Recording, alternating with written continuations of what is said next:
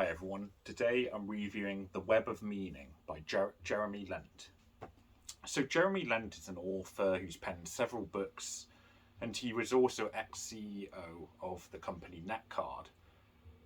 So with a title like The Web of Meaning, one doesn't expect necessarily an easy read.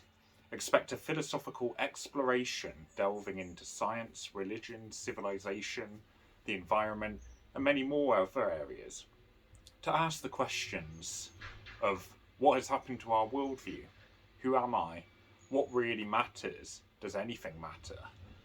There is a modern, pervasive sense of pessimism in the West, with the damage being done to the environment, economic downturn, and philosophical listlessness. This book posits that the problem driving part of this general malaise is the feeling of disconnection. It uses philosophy, science, and real-world examples to illustrate how and why disconnection or connection is important. And although it does not neglect the more pessimistic elements, it retains a rather positive but realistic set of conclusions. I don't really believe that some aspects of this book are that revelatory. It's often been acknowledged that many Western commentators neglect the importance of Eastern philosophy. The Tao Te Ching, the Buddhist scriptures, Neo-Confucianism, the Bodhisattva, and more. These often form the bases of emphases that Lent uses to convey the messages ignored by the West. The importance of nature, connection, and that the I and self are quasi-illusory forms that you shouldn't necessarily focus on. As one native tribe is referenced, someone is considered sick if they focus on I, even if healthy of body. So does that make all of Western society sick? What Lent contributes, though, is his mastery of taking complex and diverse subjects and integrating them. A bit like the message of the book, in fact. For example, I frequently loved the way that Lent illustrated his arguments. One explores how group consciousness is somewhat embedded within us. In Stanley Milgram's experiment, which analysed how people react in a busy New York street when a lot of people were staring up at the sky, and it asked what happened when different numbers of people were staring up at the sky and how did people react. It reflects the ant-like group consciousness of humans, and that was explored on page 193. Elsewhere, he speaks of the uncertain phenomenon of placebo effects, which have been shown to truly make a person physically heal, even if they know it's a placebo effect. So Lent is cognizant of the Western philosophical and religious arguments and trends. He takes on the modern Western rationalists, arguing that views such as Richard Dawkins' The Selfish Gene are too reductionist, as was the mind-body duality of Descartes and Bacon. Although some of these ideas have led to great progressions in science and other areas, Lent argues that it's also weakened its position by neglecting many of the more spiritual, connected aspects, and that this is even observable in nature itself. He points to examples such as how in nature things are often self-organised. Systems scientists studying the fractal patterns find that often systems tend to show many small fluctuations, fewer moderate ones, and only rarely large ones, and that was on page 111. This principle applies to a vast array of phenomena across disciplines. Lent cites environmental aspects to the stock market. And these system analyses do not render science irrelevant, quite the opposite in fact.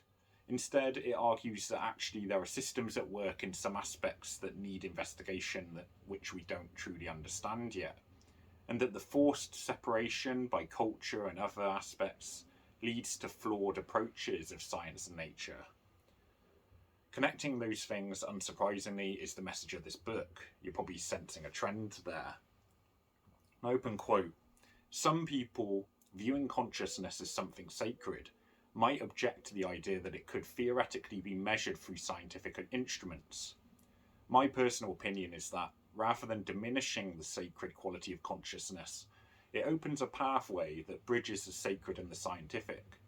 In modern Geru, as in Neo-Confucianism, and in contrast to Western dualism, There is no inherent distinction between the spiritual and the material. It's the miraculous ways in which the material world self-organises that create the conditions for all that is sacred and meaningful in the universe. End quote, and that was page 186. Lent's exploration of these arguments is masterful. There are 50 examples I could have picked to mention, from Erwin Schrödinger's negentropy, Mencius, Plato, Aristotle and the Stoics, to social media and psilocybin. This book may include some aspects that people interested in philosophy will be well familiar with, but the way he interweaves science, psychology, the environment and modern day life is truly superb and really worth reading. So I've spoken of a lot of the positives, but what's wrong with this book? Well, around page 265, the book does deteriorate a little into the personal arguments about the environment, and Lent acknowledges the section being pessimistic, but also intelligently argues that pessimism and optimism are both bad for progress when it comes to the environment.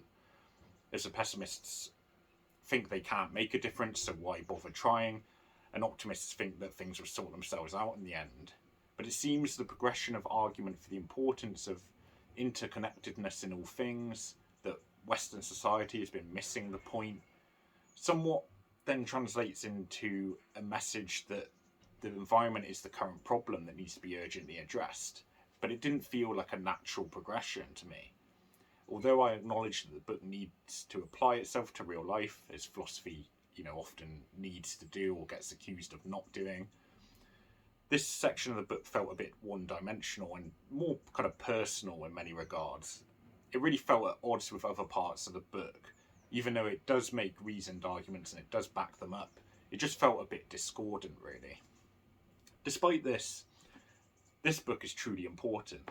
Even if you subscribe to the opposing arguments to those that Lent lays out, he takes you on such a compelling journey that it's worth a read. You're bound to learn something from this book, reflect on the world, and perhaps come away a little bit more positive. Maybe it's because I do agree with a lot of what he says, even before reading the book, but I found it hard to disagree, and hard to not enjoy the diverse examples and explorations he gives. It opened my eyes to ways of thinking I'm not well versed in, such as physics or particular aspects of Eastern philosophy. It really does everything a non-fiction book should do: engage, illuminate, debate, and explore. So in terms of final score, this isn't a perfect book. I don't always agree with the arguments. I think the environment section that I mentioned above got a little tedious and jarred slightly with other areas of the book, despite nature being intrinsic to many of the other areas of the book. But this book truly was gripping. It has an important message, explains and explores it superbly, and will point you in directions you've never even encountered. So far, this year, it's the best book I've read, and will take some beating. A 10 out of 10 doesn't mean it's perfect, but it does mean it stands out and excels, and that is certainly the case here. It's well worth your time, and I think the best book that I've read so far this year, so it's definitely one to read. So gets a 10 out of 10. I'm reviewing plenty more books across a range of genres, so like and subscribe, and thanks for watching.